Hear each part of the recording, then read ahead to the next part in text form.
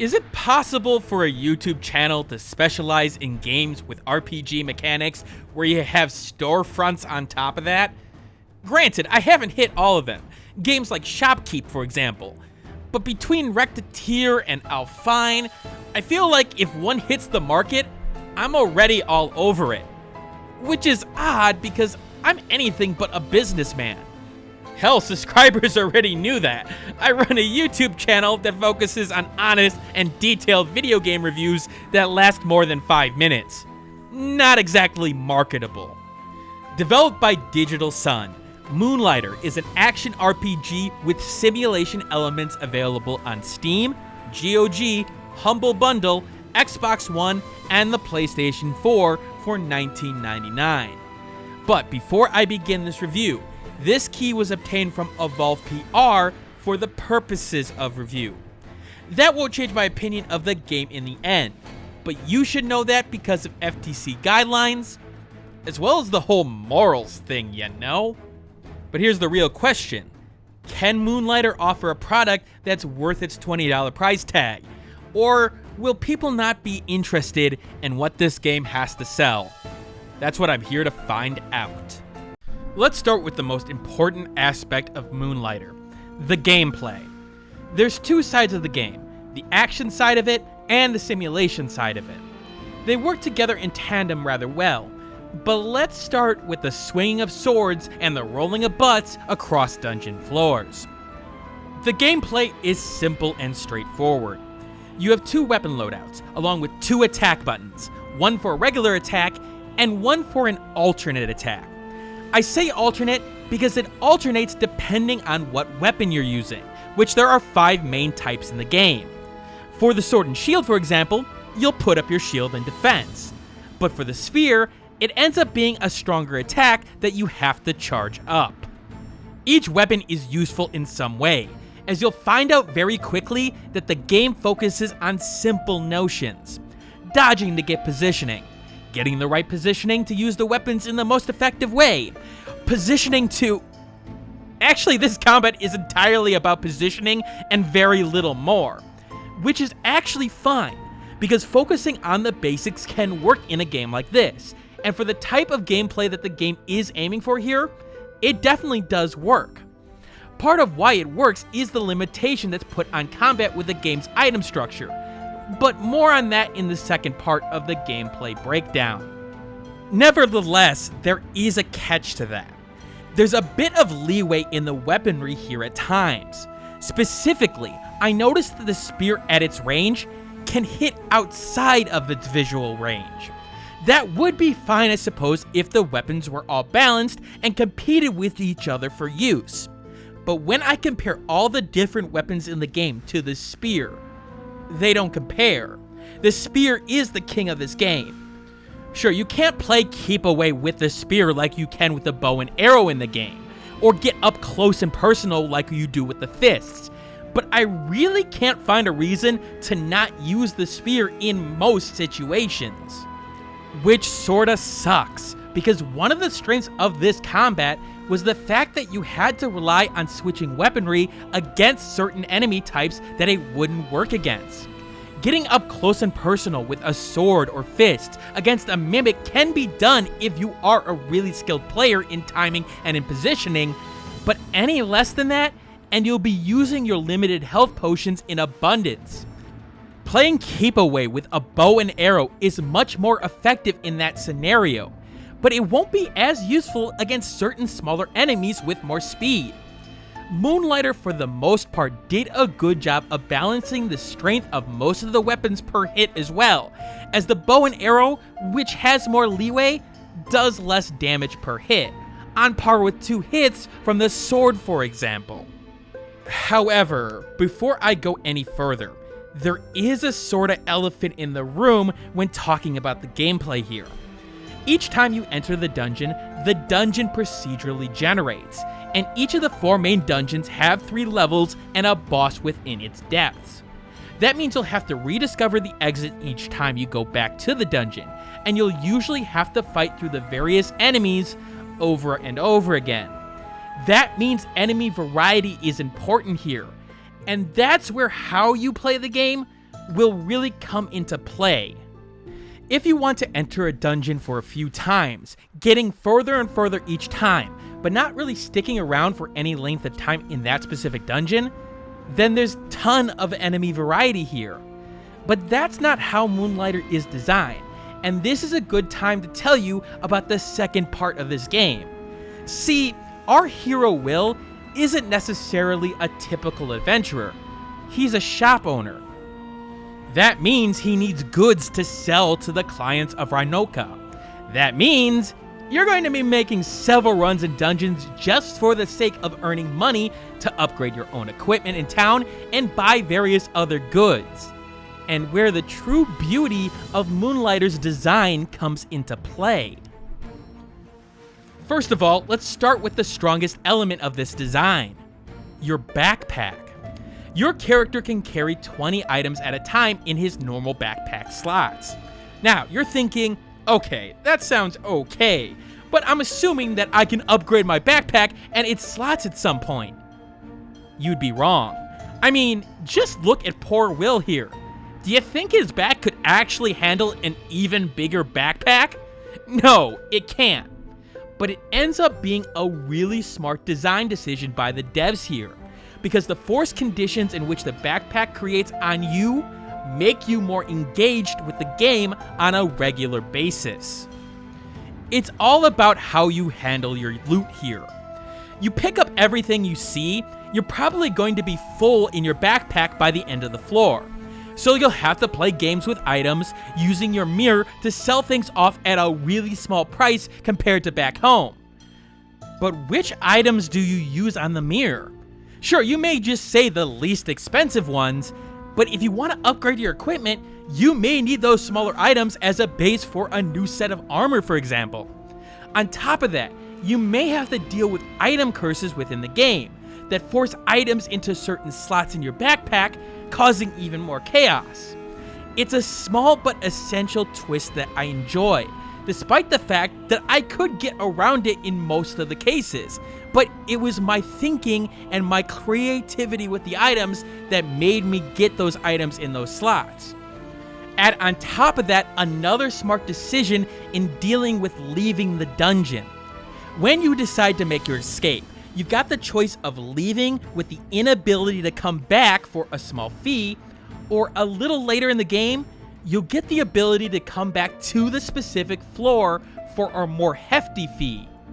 If you don't want to waste time and want to get back quickly to get further in the dungeon, it can pay to get that amount to get just a bit further, or to start a bit sooner towards a boss fight. But let's get to the simulation portion of the game here. The actual selling of your items that you earn. Your store starts out rather small, only allowing you to sell 4 items at a time, but can be upgraded via gold. Now, unlike some of the other simulation store games of this type, one of the first things you'll notice almost immediately is that the game doesn't recommend a price of the good at first, at least the ones that you've never sold a piece of. You'll have to figure out what price to set it at and adjust based on your customers' reactions. So how do you know that you're not screwing yourself? Simple. Customers will give you a clue on how they react to your price with 4 specific facial expressions. If they look disgusted, you'll need to bring down your price, as they won't go for it. If they have gold in their eyes, you'll want to increase the price, because they just got a deal and you're being taken advantage of. In the end, what you truly want is this expression here, where both the customer and the seller are happy. Most of the time. The thing is, there's also a 4th expression, one where you earn a little more money, but the popularity of the item will drop. This is great when you're moving on to the next dungeon or finally getting rid of the last of an item, because you don't really care about the popularity then. What's nice here is that these ranges within these 4 expressions can be played with a little bit. Just because you hit the item at 100 gold with a happy face on both sides doesn't mean that you can't push it a little further. You can get 105, 110, hell, maybe even 115. At a certain point, however, that item will be less popular, which I believe means that the less likely for people to pick it up and buy it at that point. So be a little careful pushing that, especially if you have a ton of it saved up in the back room. In addition, I also like that you do have some extra events that you have to deal with or can deal with. These will come into your store and try to take your stuff, and you'll have to tackle them to take them out before they leave with your valuable goods. You also have to man the counter, and if you don't respond in time, in most cases, people will walk out without paying. Although, this never was an issue, at least for me. Now granted, the system isn't that complicated in the end, and those expecting high-level simulation mechanics are probably going to be bored by about 2/3 of the way through the game. But the game does enough to complement the action gameplay to the point where you could do a little bit of simulation, then jump right back in the action section and enjoy that as well. I do want to mention that one of the small features that I liked in the game had to do with the crafting of items, and specifically being able to mark which items would get me upgrades via the wish list functionality. Granted, it would have been nice to be able to see which item is marked for which upgrade when it came down to choosing which upgrade I would need to sacrifice because of the dungeon runs, but it was better than the alternative. Want to circle back for a second here to the action part of things, because I did mention, and one of the detriments are the boss fights, but maybe not in the way that you'd expect. The boss fights here are reasonable when the balance of the game is there, when you're fighting to use your last health potion while dodging a devastating attack from the boss. The boss patterns here are simple but effective, and have short enough dodging windows in most cases to keep the pressure on. Except for the endgame boss fight, which disappointed me, but I won't show here for spoiler reasons. Now, part of the problem was the fact that my guy was overgeared. I had bought every upgrade I really could, and could take the boss on without really any trouble. That's the thing, when the balance of the boss fight is there with the level of your gear, the boss fights are interesting. If not, then it's boring. I'll say this also, from the get-go, choose your difficulty wisely. It's going to make a huge difference in your experience, especially for those who want to avoid tedium. If you are an experienced player and think you'll have no trouble with the combat that I showed you, then go for very hard, and be patient, because guess what, you're gonna get your ass handed to you at times. It makes a world of difference knowing that you really can't make a mistake in the harder difficulty, even in the grinding portions of the game. You'll have to still resist the repetitive nature of things here, but it will be worth it if this game is your type of groove. One thing I will say though, is that if you're expecting exploration here due to the roguelike nature of regenerating dungeons, then I'm warning you to walk away now. The dungeons are there to get items and to try to take out the different bosses.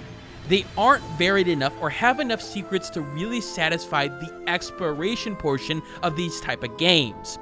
Sure, rare treasure chests may exist at times, but really you're going to get enough item value by the time you get to them with the couple of dungeons that you've already walked through in terms of the floors. Overall, the gameplay is solid across the board, not excelling in any one specific area, but doing great thanks to the balance and the flow of combat into simulation, and each of the small mechanics here. Granted, there's not too much replay value in my opinion here, other than trying to beat the game as fast as possible, but there is some there. With the gameplay out of the way, let's talk a little bit about the technical side of the game. The game runs at 60 FPS, which is what you would hope for a game like this, even though it's locked at that 60 FPS and won't go any higher. But it also doesn't ever dip from that 60 FPS, it's as steady as a boat. On land. AKA it's not moving from that spot. It also helps that I didn't see any technical glitches, bugs, or any real problems of that nature during my entire run. There was one questionable mechanic regarding buying potions, aka I'd buy potions, and if I didn't have room for it, it would sort of just drop on the ground, and I sort of didn't see it at first. But this was more implementation rather than an actual technical problem, so I'll let it slide. Control-wise, the game recommends a controller, and I will recommend it as well. While the keyboard controls can work for anyone here, I find that the controller fits here more naturally, but that may be the fact that I was raised with a controller in my hand first. As for options, you got a ton of languages, including your normal ones, with a couple of unexpected ones like Polish. You can adjust the difficulty here, which the game starts you on hard to begin with, which is a little bit different from normal, but I got no problems with it. As for the resolution, it goes up to 4K, and you can do full screen and vertical sync. What I don't like, however, is that it separates the 30 and 60 FPS portion within the resolutions, and it actually went to 30 for me to begin with, despite having a 120Hz screen. That's a little bit odd. Now, you also have your typical sound sliders for an indie game, and of course, bindable keys, including the controller. Overall, for the level of this game and the price tag, technically it's fine. It's good where it needs to be, and honestly, there are some good options here, even though I would want a little bit more in the long run. Now, many people are going to look at the game's initial art style and scream, oh great, another pixel art indie RPG type game. While I understand why people may be getting sick of certain art styles in the genre, don't let that make you overlook Moonlighter. Because despite possibly feeling like you have seen a game like this before, Moonlighter surprised me at several points in how it drew me in visually. Let's start with the animation here, because it's crisp. While throwing out his fist when he attacks feels like how a warrior would do, Will and his roll animation going through the leaves is top notch here. Granted, there is a 60 FPS lock here, but honestly it feels a little higher with some of the smoothness of the animation here. This all comes down to the small details that enhance the experience, like the air coming off the fists, or the smoke that comes out of a defeated enemy. Part of what stands out to me is that despite the proportions of the relative sizes between Will and his environment can be a little bit ridiculous at times, I mean, he pulls a backpack equivalent to Lily in Is It Wrong to Pick Up Girls in a Dungeon. I'm not bothered by these slight problems, however, because the game is so calming to look at. Even in the middle of boss fights, I notice the small details, like the mushrooms on the ground that may only have single pixels of detail, but the combinations of the different ones here help give the environment depth, at least in some of the dungeons. All the dungeons work around a central theme, and despite the dungeons being procedurally generated here, it's sort of a crapshoot of the quantity of them thanks to the asset used here. Well, what do I mean by quantity? Specifically, the environment assets themselves are quality, but you don't notice it as much in specific dungeons because it all starts to blend together in one big blob. The desert dungeon, for example, gives you the idea of these rooms being hit by a huge sandstorm rather well, but there's not enough variation in that dungeon to really play that someone has actually lived in this dungeon or that somebody has been through it. Especially with the way the game's story plays out. It needed that extra oomph regarding the storytelling, like the little differences of swords in the environment that crumble. Yeah, they help here, but it needed more of that kind of element. It's weird, coming on the heels of beating the game, I could find numerous problems with the presentation when I looked closely at it, like how items themselves didn't have the level of detail that I'd want. The pixelation is noticeable here, and yet for some reason I'm not bothered by it. I don't want to say the game has that indie charm, where you realize the studio is a smaller studio, and thus you sort of give them a pass. But it's something about how each design uses the elements that it has at its most maximum capacity, and how the game focuses on the shapes and distinguishable elements more than anything else. After thinking about it long and hard, I realized what really made me drawn to this presentation: the use of color. It's the shades of red, for example, and how they combine with the surroundings to emphasize detail. Like the red shades in this scene, how they were used in a couple of different ways in the boxes, the wood, and the lights in the monster here. There was something calming and yet fascinating about how they went about the overall color design, and and I couldn't help but look at more and more as the game went on, looking for that extra detail. As for sound, it's actually not where I'd want the game to be. Sure, you've got confirmation of when you hit an enemy, for example, and the quality of these sounds are mid-level and do the job. But the world feels surprisingly deaf in my opinion, and definitely noticeable when the music is off. Some of the sounds used for enemies dying, even hitting enemies feels off, like the wrong sound was used. Something else should have taken its place in many cases. Granted, this isn't the kind of game where sound isn't 100% necessary for success, and I found myself constantly putting music or other noise in the background while playing it. Overall, I was disappointed here, but listen for yourself to make a judgment.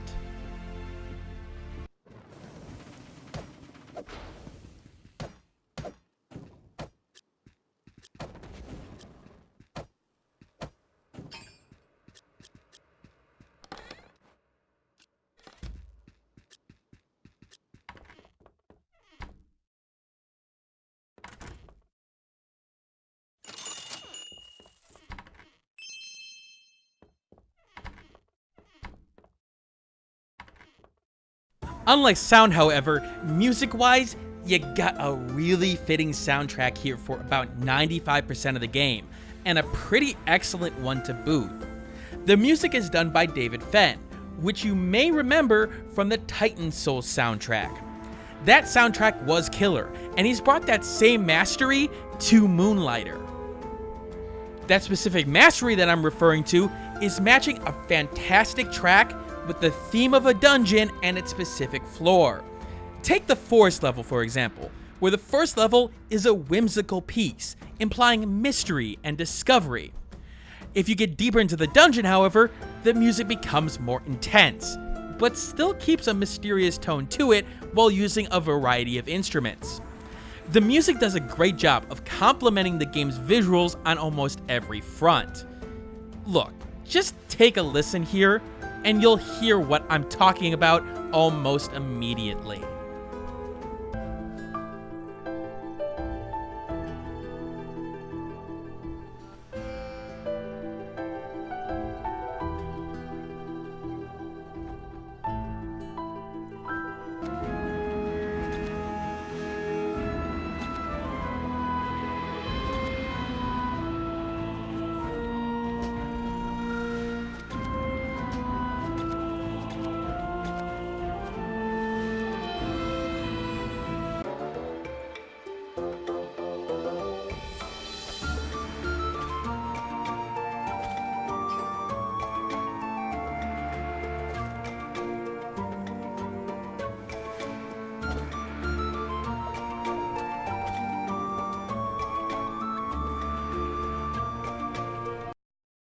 Overall, it's a strong outing in the presentation element for Moonlighter with the exception of the sound, and it still has enough small and unique elements to make it stand out from the rest of the indie crowd.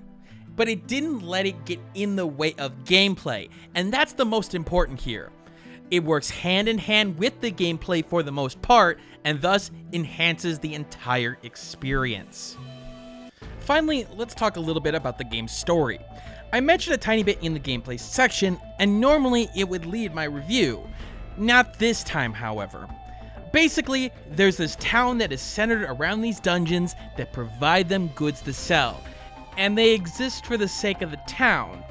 There's no real backstory other than these dungeons, and the fact that people here use them. I mean, I know the game looks on the surface that it may have a significant story beyond that, but it doesn't. Basically, you own this shop called Moonlighter, and you've heard of these sort of legends that push you to go further and further within the dungeons near the town and discover what they have inside their walls. You have a mentor-like figure that seems to know more than he lets on, and there's characters around town that have slight personalities. Moonlighter's primary storytelling is a combination of finding journals as you make your journey through the dungeons and talking to people around town to get a little bit of backstory or at least something regarding the state of the town and what's going on. But I'm gonna be completely honest here. I wasn't impressed by any of the game's storytelling. That's because it needed a bit more substance in the actual main portion of the game, as the only real storytelling you don't have to go out of your way for is at the end of missions, which is you talking to your friend, mentor, family member, really unsure at this point. Regardless, this was the most disappointing thing in the first 2/3 of the game. Even with the world building here too, there's not much given outside of the dungeons portion of the game that I saw. The funny thing is that there's characters in the middle of town that really could have brought the game to another level with some interactivity and maybe some side stories here and there. But these characters are only there to really push the dungeons portion. If the dungeons were to go away, you really wouldn't care about them. In fact, the conclusion of the game feels like someone in the writing department forgot about a good amount of the story portion of the game and tried to fit it all at the end. There's these rush of new concepts and information pushed at that point, and without much to lead into that ending, it falls really flat. To me, it tries way too hard to explain why things are the way they are now, and didn't let them naturally progress over time. To be quite honest, I don't think I saw any clues of this either. Yeah, it may be a sudden harsh ending, but honestly, it didn't feel deserved. Now, the problem here is that the very particular subgenre has some cool stories from games like Al Fine and Recettear, and Moonlighter seems to be an upgraded modern-day version of those games, and thus, the story falls completely flat compared to them. This storytelling is robotic, without a lot of emotion involved. When you come across a journal, for example, you may get the idea of wonder in a description, but a lot of the information is described in such a mechanical way, and it almost sucks the emotion out of that moment. It feels like a scientific thesis. It's the one element that really held the game back in the big picture, and rest assured, players who need storytelling in their game are going to have major problems with Moonlighter. But if you can look past that, you should be good to go. In the end, Moonlighter is one of those games that will definitely hit with its target audience, and one of the reasons I love my reviewing score system. Because while the game has repetition issues on top of some boss fights that can drag out over the game's time, it found a way to make me want to play it despite a bunch of weaknesses. It has an addictive quality to it that overcame those weaknesses and made me put down other games and things I was doing at the time. Yes, there is a bunch of ways that they could improve the game over the long haul, but it should be telling that I never got bored by it, nor did I want to put it down. I went up and down with my base score, but when it came down to the nitty-gritty in this game, it was a game that I would recommend to people with little hesitation, coming in at an 83 out of 100. That makes it a solid buy, unless you're hurting for cash. But like always, that doesn't take into account my enhancer system, which takes the base score and adds more subjective elements of the gameplay style or wants to the scoring system. If you fall into one of these categories, add or subtract the value to the base score of the game. If your first digit changes, then look at the description below, or here, to find where the game falls in the buyability range for you. In this case, the game could be a must-buy for the right type of player, and well, I fall into that category myself. Coming up next on the channel, I am still working on that City of Brass review, and of course I will be streaming some games over on Twitch, along with working on some other reviews in the background, and maybe a first impression here and there. I will be working on the Legend of Heroes Trials in the Sky in the background for my longer review, and sort of a, I don't want to say a retro review, but more of a laid-back review in terms of not having a time frame on it. In addition, I have a Discord channel, which is in the description below. I take questions there, I take suggestions there, so come join us and, be part of a community, or at least try to be.